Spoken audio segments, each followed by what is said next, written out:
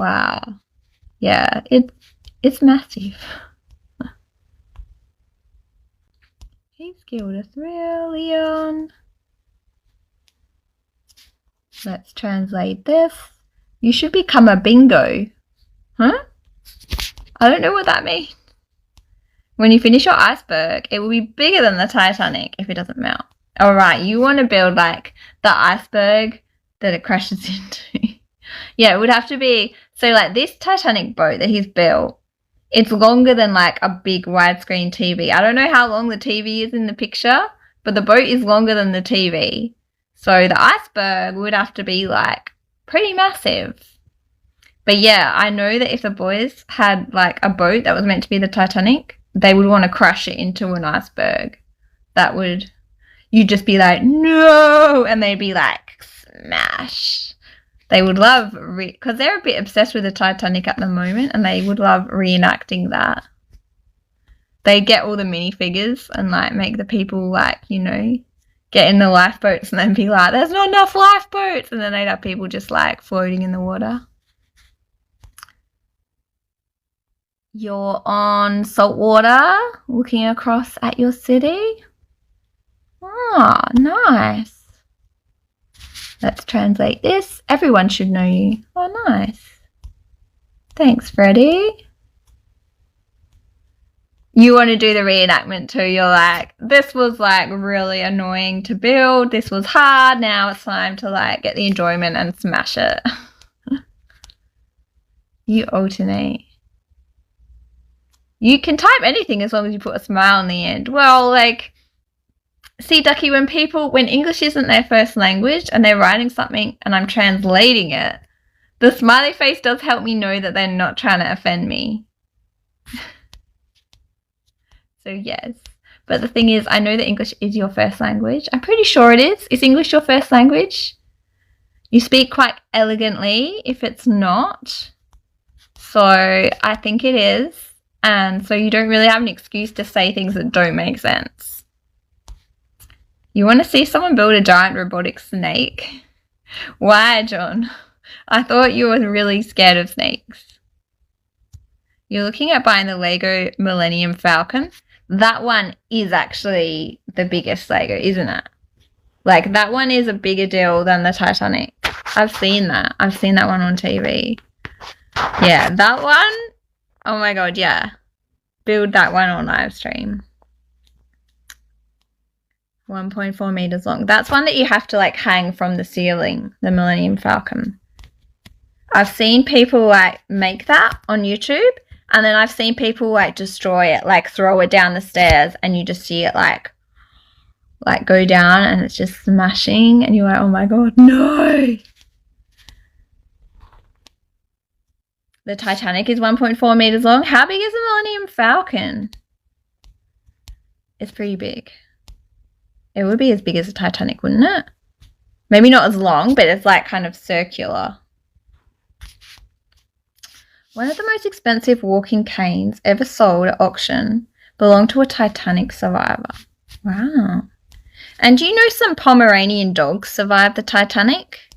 The boys were telling me about it because they read it in one of the Titanic books. Because like some people that got on the lifeboats to start with had dogs, and obviously they didn't know that there weren't enough lifeboats for everyone. They just took the dogs on their laps, and the dogs survived. It's like, whoa. Had a flashlight built into it and help them get saved. Okay, when I'm old, I'm getting like a walking stick with a flashlight in it, or like a walker with a flashlight. I'll roll around on that. Not snakes, spiders. Why would you want a robotic spider? Thanks for sharing the live, Freddie. Send in love from Tuscan. Thanks, James. 2 meters long and 1.5 wide. The Millennium Falcon. Yeah, it is bigger. Yeah. I think that's going to have to be your next project, Cam. That's going to be like your Christmas present. Your Christmas and New Year's present. Snowy is a survivor. Well, maybe some of Snowy's ancestors. You're more afraid of spiders than snakes. Really? Okay. Yeah, I guess like snakes usually just run away, right? Whereas, yeah, spiders, like, I mean, they sometimes come at you, spiders. Like, you know, you just, like, minding your own business and one, like, drops down. In Scotland, they had a government buyback.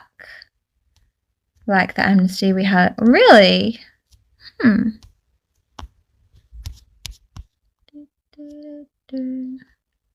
Ah.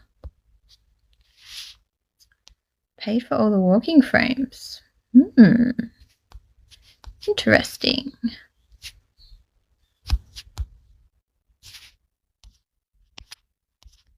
Because, yeah, walking frames are expensive. I know, like, my parents-in-law were buying a walking frame, and, yeah, they're big business. People took home from hospitals and never returned. Yeah, because they're like expensive. They take it home and they're like, oh, this is pretty good. Hey, Amir Azakahia, thanks for the follow. Let me know if you need the follow back. Jack is back.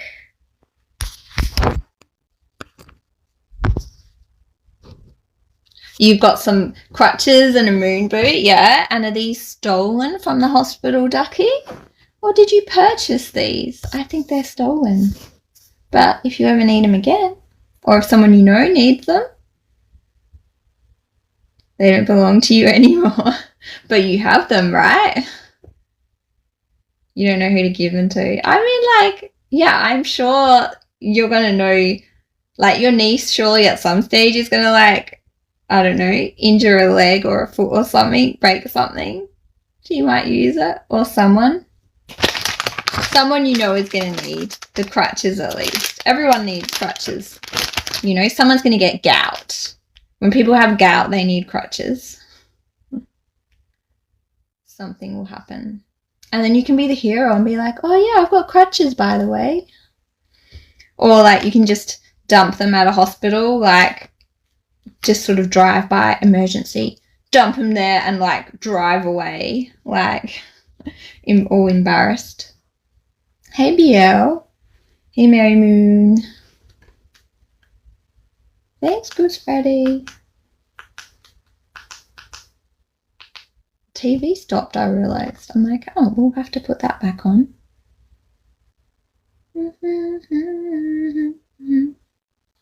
Hey.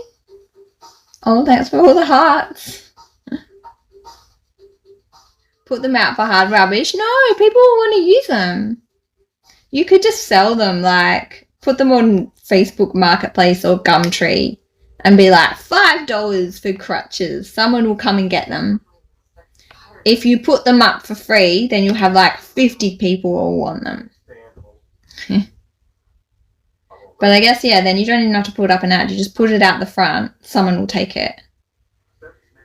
Like one time, my brother-in-law, he put out, his kids all had head lice, and he'd put all their bean bags out for hard rubbish, like just put them outside the front of the house because he was like, he couldn't be bothered to like wash all the bean bags and take the beans out. And yeah, they were picked up like in a second, and he was like, oh my god, I should have put a sign that said like head lice infested bean bags. So be careful, like if you're picking up furniture on the side of the street, it could be head lice infested. How am I? I'm good, Deboo. How are you?